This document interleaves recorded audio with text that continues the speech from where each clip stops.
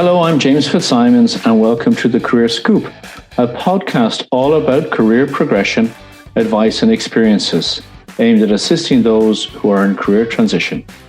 Usually on this podcast, I interview people about their careers and ask them about the advice they would give to others starting out in their field. Today, the tables have been turned. Friend for over 40 years and former guest of The Career Scoop, Declan Ryan of Irelandia Aviation, is taking over as interviewer today to ask me about my own career in the recruitment, HR, career advice industries.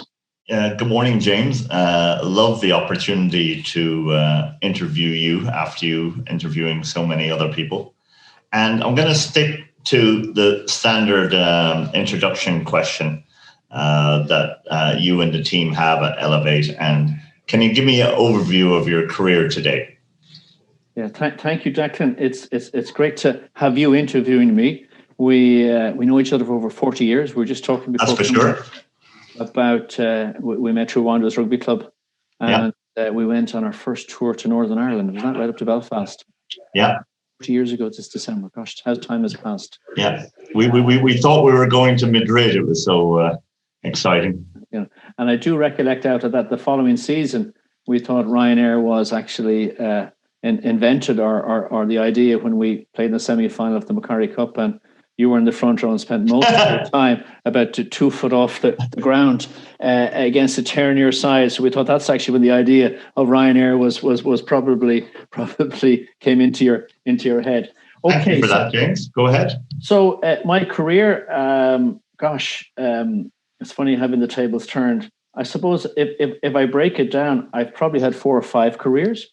I was an accountant or a part qualified accountant. Never qualified. I was given a job, very privileged, given a job to work at SKC, which is now called KPMG. Yeah. A man called Jeffrey Perrin saw something in me. He's been a huge, actually, supporter of mine and a mentor, a very early career mentor. So I went into work in SKC, and I loved audit. I have to say, I love the ability to go out and visit companies and ask questions. And you had to do the auditing stuff, of course, but you got to learn from the likes of An Post down to a fellmongery, which is a cattle hide and sheep hide down in Wexford, to a fast-moving consumer goods. So fascinating. However, I wasn't academically bright, so I didn't get the exams.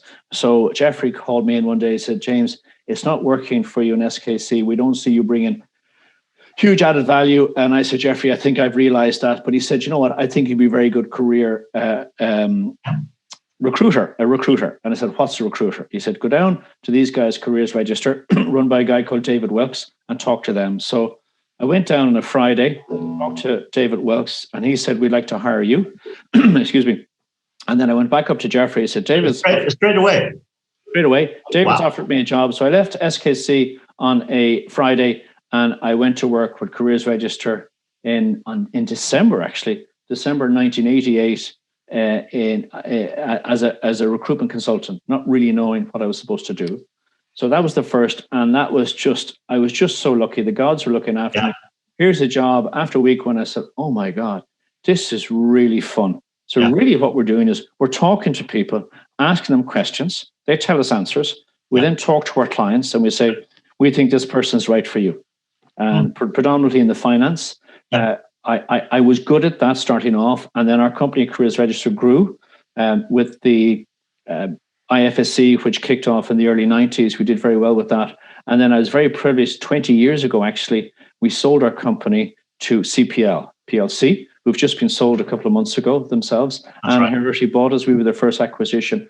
And that was an amazing experience because I still see the sign on Merrion Square when you walk by.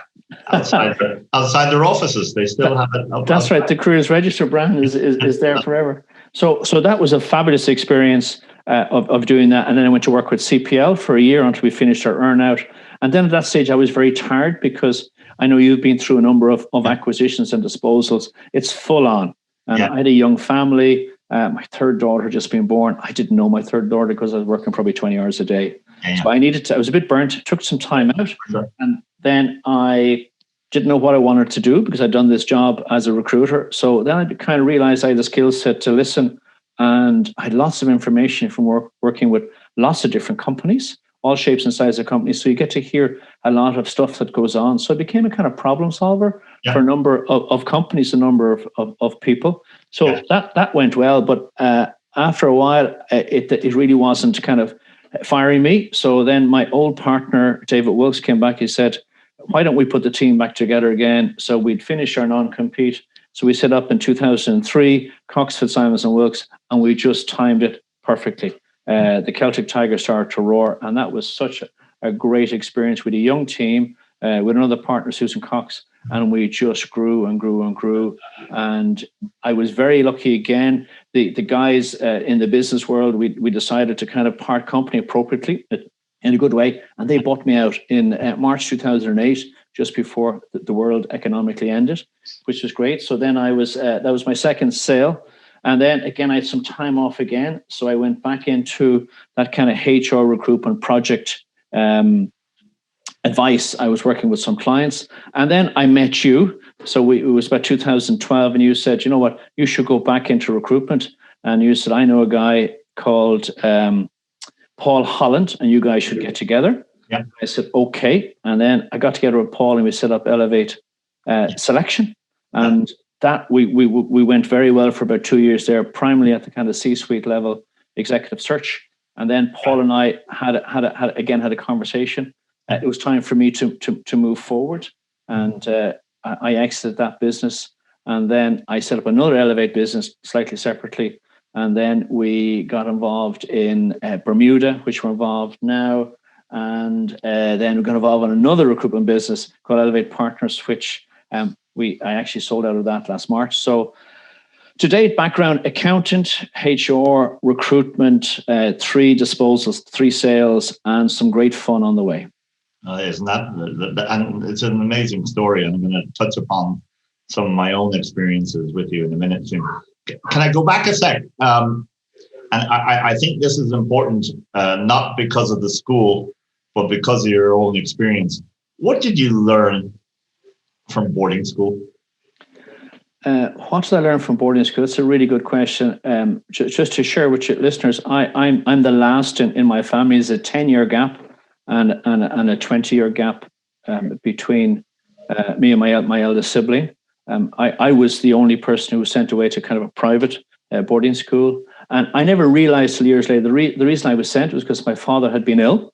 He actually died when I was in my first year there.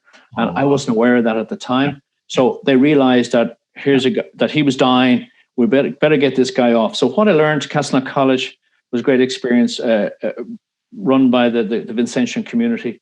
What I learned was that you just had to get up and move forward. I learned discipline of routine.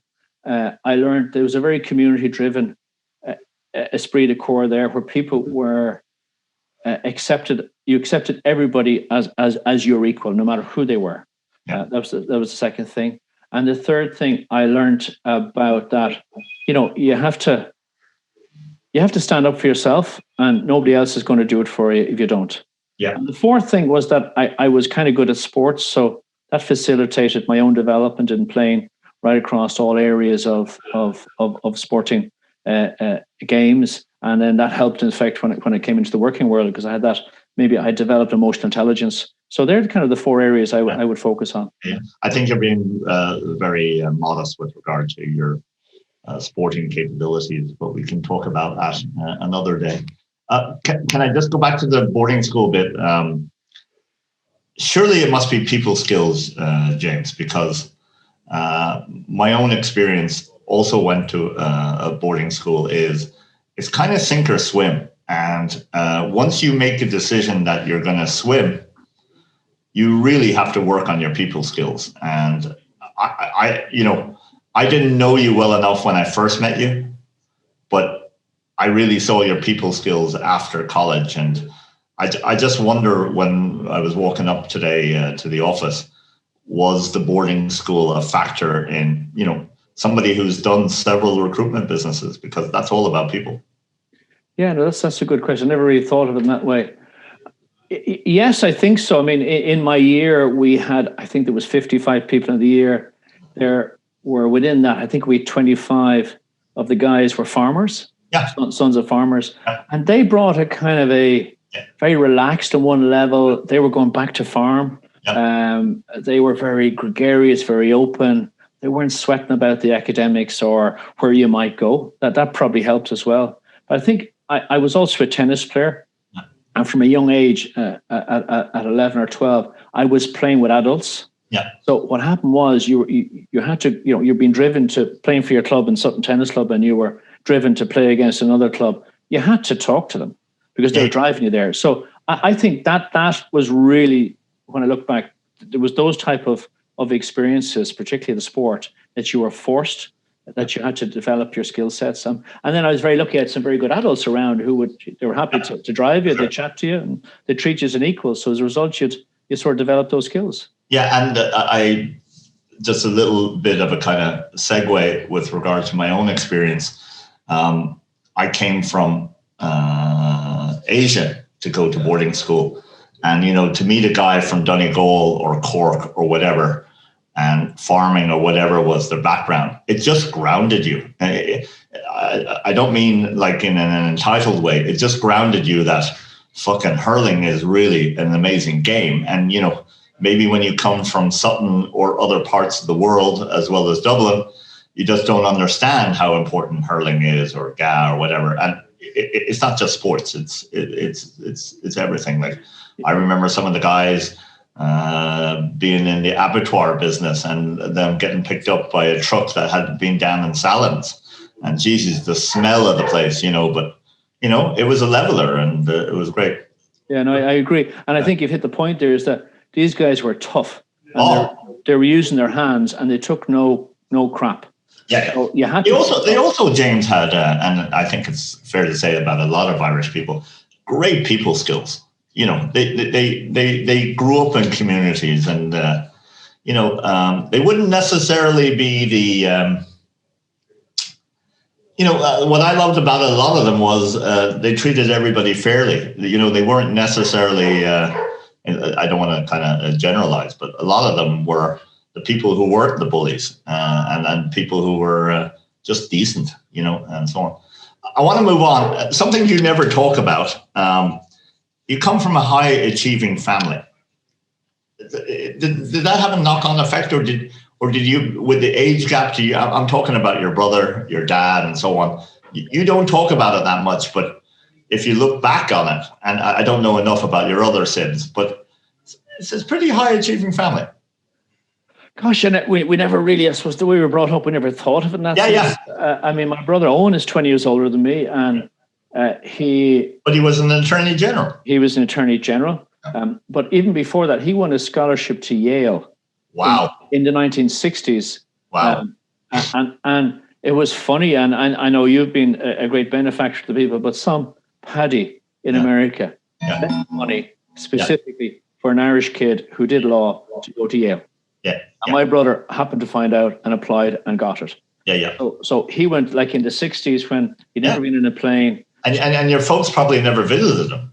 No, they'd never been to America. My dad joined the bank at 18 and worked his way up, and actually did very well in the last number of years. He was the last managing director of the Hibernian Bank, which became part of the Bank of Ireland. But that was after starting off as a bank teller at 18. So we were very, we were, I suppose we were well off in one level, but very, very low key. So that's it. My other brother, Paul, was a banker for a long time and had a fabulous career, great sports person. I think maybe my mum got married at 21. They had a great work ethic, and it was a lovely home to grow up. And in a funny story, my father was never there for my other siblings. My sister Rona and Nessa. Nessa, who's a solicitor, worked a very big job in the revenue commissioners. Not sure if I could mention that to people listening. She was very good at what she did. She was, and my sister Rona, who's back working and just about to retire at 67. So I think we were very well brought up. But Mum she was the homemaker, and my dad was probably never there. Because he was out in those days working. They finished at 5, and then they kind of socialized. A lot of work got done then. But then when I came along with the 10-year gap, he was retired. So I had great. I got everything from him. Like I remember, and he was just one of these people who talked to everybody. And maybe we go back to the people skills. Like we used to go play bingo. Like, and here is a guy who is was retired banker who was a director of the Bank of Ireland, which is kind of a thing at that stage. Still is. And we're playing bingo. We're playing bingo in the local school, and back then the people like my dad didn't play bingo, and the people who played bingo were people coming from Holt or coming from around, and tend to be female. And they'd be in, this is their night out, and it was me and my dad, and they'd be there smoking, I say 60 with about 4 cards. And if you got the call wrong, you got eaten. Oh, yeah. These are dynamic women. So that I remember that. Also, I remember he used to do the grocery shopping. Yeah. And I didn't realize that he was the guy who coached Fergal Quinn. So we'd go down. I'd be 8 years of age, walking around Super Quinn, talking to Fergal Quinn, who was my friend, like in that sense. No, but and I like it a lot about you, James. But I have to say, if other people had a family member who was an AG who went to Yale, probably one of the first ever Irishmen to go to Yale, maybe I don't know enough about the history. There's a lot of banking in the background. You know, having that job that your dad had was a serious job, but what's the lovely expression? You know, that didn't fall off the back of the truck. You know, he was also president of Bector's Rugby Club when Cliff Morgan played there. So he was one of these guys who had huge people skills. So obviously, listen, in those days, banking was all about the manager and the CEO and so on. And I'm sure there was clients who wouldn't talk. What was your dad's name? Jimmy Fitzsimons. Yeah, I say there was people who wouldn't do business unless they spoke to Jimmy. You know, it doesn't matter the size of the account. I've always dealt with Jimmy. You know. Yeah, and I think back then those bank managers and the last I remember was a guy called Victor Brophy, who was my bank manager, who gave me who was a brilliant man. He's passed now, but he's a brilliant banker. But they could look at people and say, "Yeah, I give him or I give her, I give that company money." They had a feel, which is all gone, and they were very hugely supportive promoting Irish businesses. Yeah, and you know what I loved about those people, and I heard stories from my own family and stuff, is they were beside you when the shit happened. So, you know, you never forgotten. And that's what loyalty was about. And, you know, you would say, I'll stick with Hibernia or Bank of Ireland for the rest of my days. Unusual question, but I think you knew that was coming from me anyway. Talk to me about the Carol effect, because people don't, I'm not talking about primarily as your good lady and wife, but from her own career experience and her high level of intelligence and so on. How is that? I don't think people talk about it enough with regard to how their personal partners affect their career. Wow, that's really a left field question, which I must borrow, actually.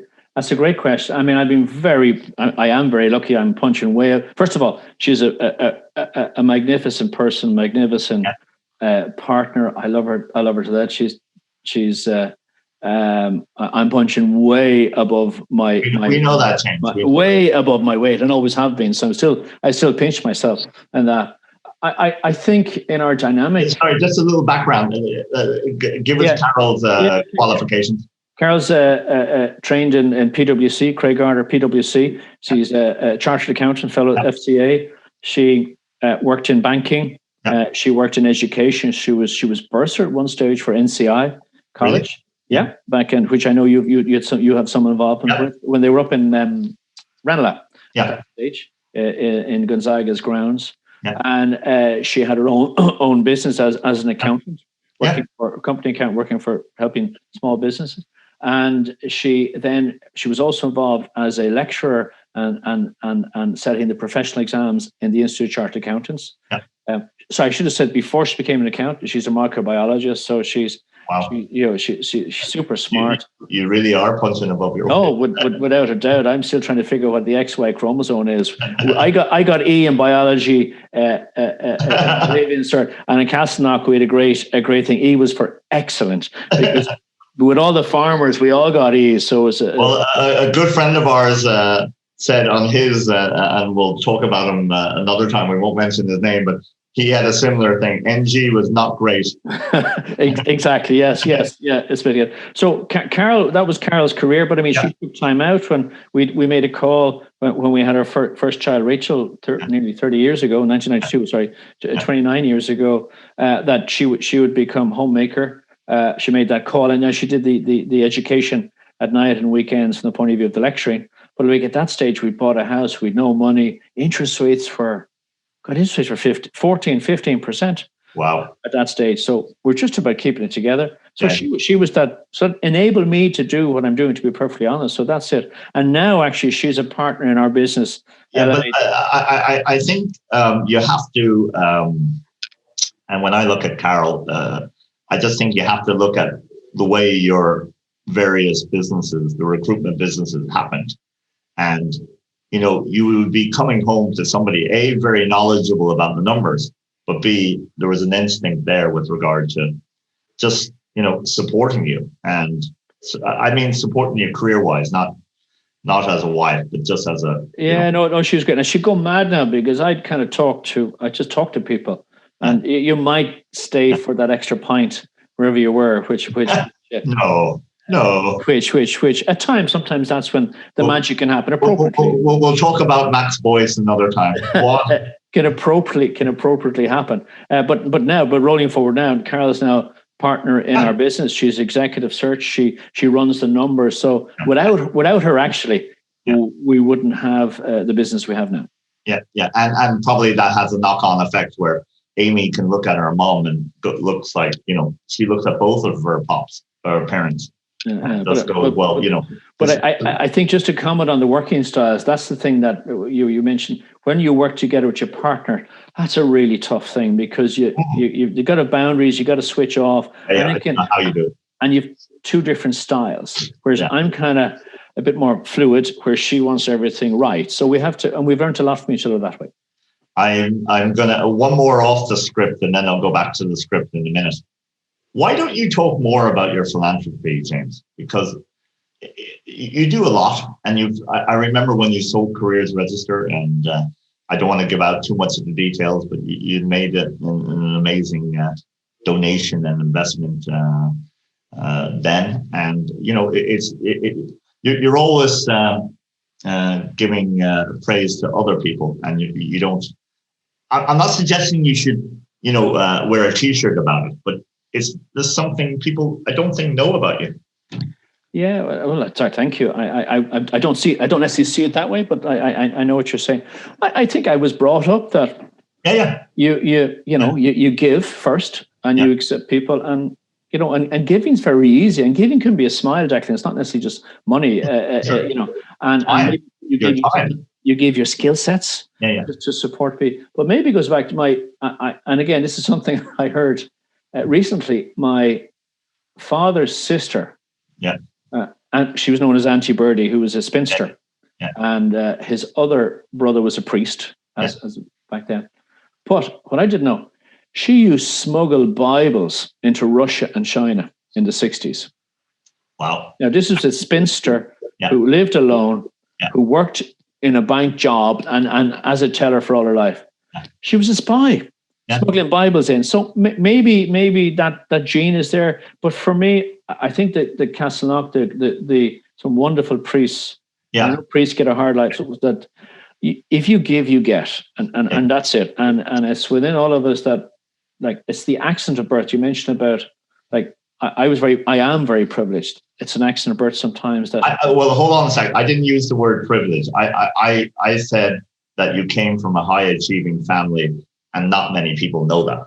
It's very different than the word privilege is the fucking crown or something like that. Well, I never have to worry about food coming to my table. That's privilege to me. A roof over my head or having water. That's what I mean by that. And that's accident of birth.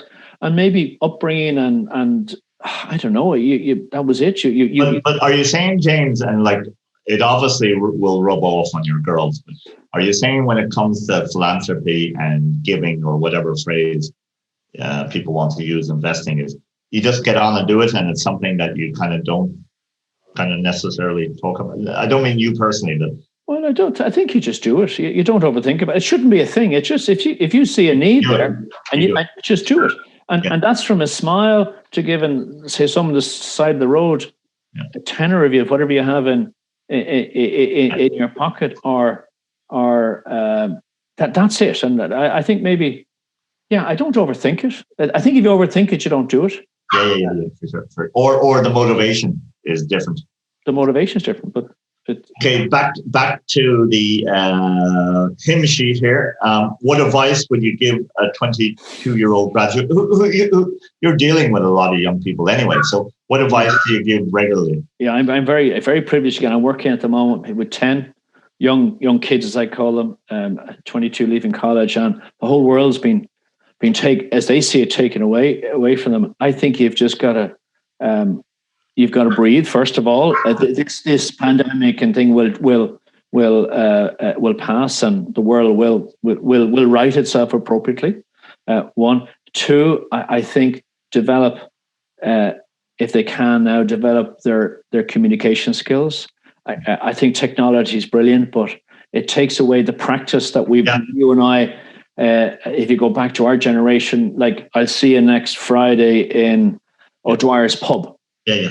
We'd turn up because you couldn't text or phone to say, or if you're going to be late, you'd ring someone in the pub and you'd say. So I think communication. Or James, we might, sorry to cut across it, we might be networking.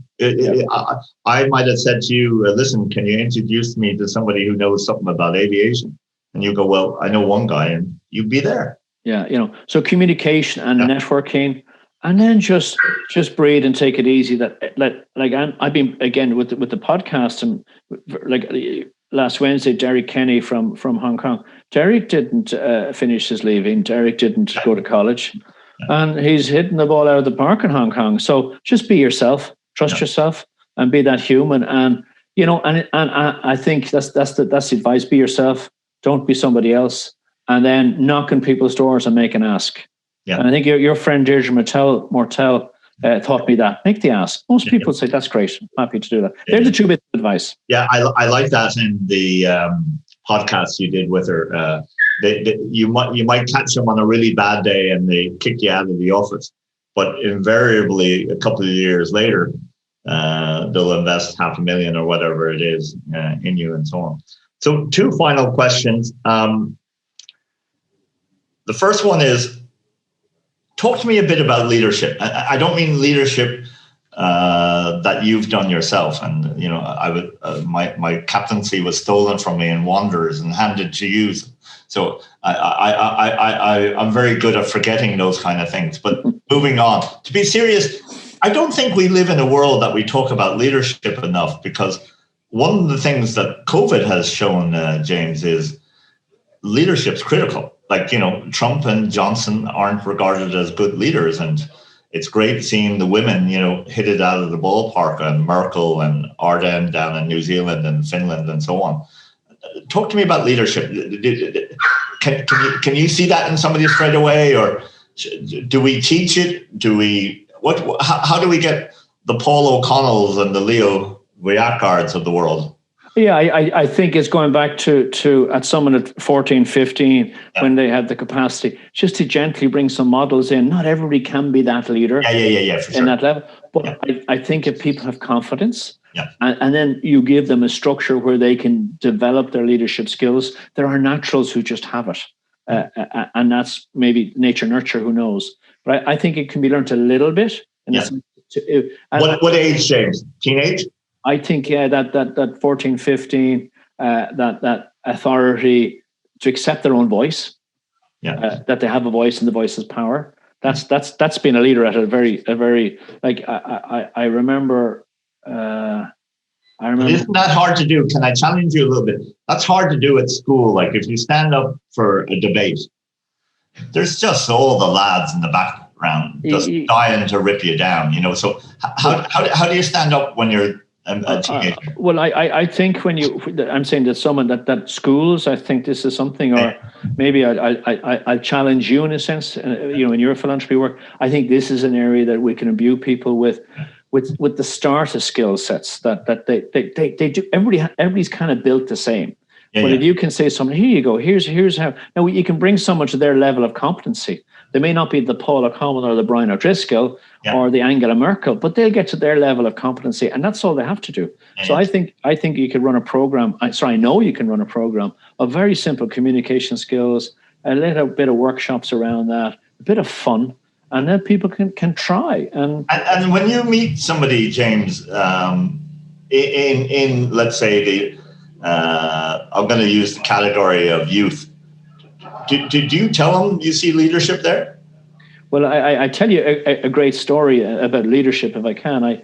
I was refereeing. I was a very good referee. Some people might disagree, for 27 years, but I was refereeing a school game in Ranelagh between two sides, one from posh Dublin and one from down the country, and it was very competitive and very combative, and the ball was moving around, and I came to after.